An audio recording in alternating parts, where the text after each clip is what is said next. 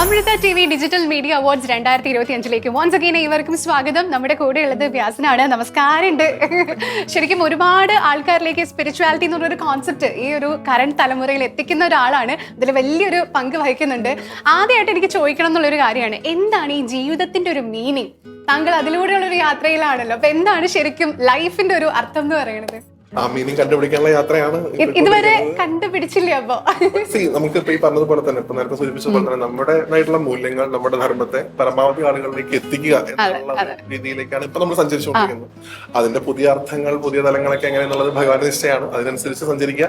ഭഗവാനാകുന്ന സാരഥിയാണ് നമ്മളെ നയിച്ചുകൊണ്ടിരിക്കുന്ന വിശ്വാസത്തിലാണ് ഞാൻ മുന്നോട്ട്. നമ്മുടെ അമൃത ടി.വിയിലാണെങ്കിൽ തന്നെ സന്ധ്യാദീപം എന്നുള്ള ഒരു പരിപാടിയിലൂടെ ഒരുപാട് ആളുകളിലേക്ക് എത്തുന്നുണ്ട്. അപ്പൊ ശരിക്കും ഈ ഒരു തോട്ട് എവിടെ നിന്നാണ് വന്നു തുടങ്ങിയത്? നമുക്ക് എല്ലാവരുടെയും ആ ഒരു തുടക്കം എവിടെ നിന്നാണെന്നാണ് നമുക്ക് അറിയേണ്ടത്. അപ്പം ഈ ഒരു വളരെ ഡിഫറെന്റ് ആയിട്ടുള്ള ഒരു അറ്റംപ്റ്റ് ആണ് കേട്ടോ. കാരണം ഇപ്പൊ സോഷ്യൽ മീഡിയയിൽ എല്ലാവരും പല കാര്യങ്ങളും ട്രൈ ഔട്ട് ചെയ്യുന്നുണ്ട്. പക്ഷെ വ്യാസൻ ചെയ്യുന്നത് ഒരുപാട് അപ്രിഷിയേറ്റ് ചെയ്യേണ്ട ഒരു കാര്യമാണ്. എങ്ങനെയാണ് ഇതിന്റെ തുടക്കം ഉണ്ടായത്? എല്ലാ കാലത്തും ആളുകൾക്ക് കഥ കേൾക്കാൻ വലിയ താല്പര്യമാണ്. ഒരുപാട് നമുക്ക് കഥകളിലൂടെ അതിന്റെ ആശയം ചോർന്നു പോവാതെ നമുക്ക് നമ്മുടേതായിട്ടുള്ള മൂല്യങ്ങൾ എങ്ങനെ പ്രചരിപ്പിക്കാം എന്നുള്ളൊരു തോട്ടാണ്. അതും ഞാൻ പറഞ്ഞ ഗുരുവായൂരപ്പൻ നിശ്ചയമാണ്, ഗുരുവായൂരപ്പന്റെ സ്ക്രിപ്റ്റ് ആണെന്ന് ഞാൻ എപ്പോഴും പറയാറുള്ളത്. അത് അമ്മയുടെ അനുഗ്രഹം കൊണ്ട് ഇവിടെ അമൃതയിലെത്താൻ സാധിച്ചു. അപ്പം തന്നെ സന്ധ്യാദീപത്തിന്റെ ഭാഗവാൻ സാധിച്ചു. ഇപ്പോഴും കഥയമ്മ പോകുന്ന സ്ഥലത്തൊക്കെ ആളുകൾ കാണാറുണ്ടെന്ന് പറയുമ്പോൾ വലിയ സന്തോഷം. അതിൽ ഇനിയും കൂടുതൽ ആളുകളിലേക്ക് അത് എത്തിക്കാനുള്ള ഒരു ഭാഗ്യം ഗുരുവായൂരപ്പൻ തരട്ടെ എന്ന് മാത്രമേ പ്രാർത്ഥിക്കാം. നമ്മുടെ റെഡ് കാർപ്പറ്റിലൂടെ നടന്നു വരുന്ന സമയത്ത് കൂടി ഒരു പങ്കാളി കൂടി ഉണ്ടായിരുന്നു, ജീവിത പങ്കാളിയാണ്. സോ എത്രത്തോളം ഭാര്യയുടെ ഒരു ഹെൽപ്പ്, അല്ലെങ്കിൽ ഒരു ഹെൽപ്പ് എന്ന് പറയാൻ പറ്റത്തില്ല, ഇതൊരു ഒരുമിച്ചുള്ള യാത്രയാണ്. പുള്ളിക്കാരിയുടെ ഒരു ഇൻഫ്ലുവൻസ് എങ്ങനെയാണ് ഈ വീഡിയോസ് ഒക്കെ ക്രിയേറ്റ് ചെയ്യുന്നതിൽ? വളരെയധികം. ഇപ്പൊ ഫാമിലി മൊത്തം, വൈഫ് മാത്രമല്ല, എല്ലാവരും, അച്ഛൻ മുതൽ അമ്മ, എല്ലാവരും, മുഴുവൻ ആളുകളും വളരെയധികം സപ്പോർട്ടീവാണ്. യാത്രകളുടെ ഭാഗമായിട്ടാണെങ്കിലും ഇപ്പം ഇവിടെ വരുന്ന സമയത്താണെങ്കിലും വീട്ടിൽ വളരെ സമയത്ത് നമ്മൾ ഉണ്ടാവാറില്ല. പക്ഷെ ആ സമയമൊക്കെ ഞാനില്ലാത്തതിന്റെ കുറവ് വൈഫ് വളരെയധികം ബാലൻസ് ചെയ്ത് പോകുന്നുണ്ട്.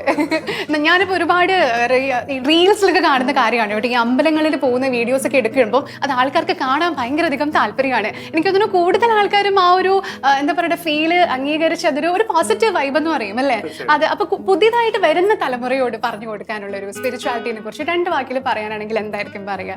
നമ്മൾ ഈ ജനിക്കുന്ന ഭാരതഭൂമി എന്ന് പറയുന്നതും നമ്മൾ ഈ പിന്തുടരുന്ന സനാതന ധർമ്മം എന്ന് പറയുന്നതും ഏറ്റവും മഹത്തരമാണ്.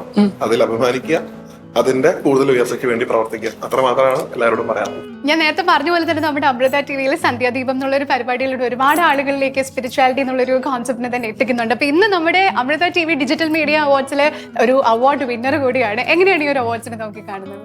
വളരെയധികം സന്തോഷം. അത് ഗുരുവായൂരപ്പനും അമ്മയും തന്നിട്ടുള്ള ഒരു അപ്രിസിയേഷൻ ആയിട്ട് കാണുന്നു. അത് വലിയൊരു ഉത്തരവാദിത്തം കൂടിയാണ്. കൂടുതൽ ഈ ധർമ്മത്തിന്റെ മൂല്യങ്ങൾ ആളുകളിലേക്ക് എത്തിക്കാനുള്ള ഒരു പ്രചോദനമായിട്ട് അതിനെ കാണുന്നു. അമൃത ടി.വിക്ക് വളരെയധികം നന്ദി, അമ്മയ്ക്ക് ഒരുപാട് നന്ദി. ഗുരുവായൂരപ്പനെ സമർപ്പിക്കും. ഇനിയും ഈ യാത്ര കണ്ടിന്യൂ ചെയ്യണം, ഒരുപാട് ആൾക്കാരിലേക്ക് എത്താൻ സാധിക്കട്ടെ. Please put your hands together and welcome the best spiritual vlogger 2025, Vyasan.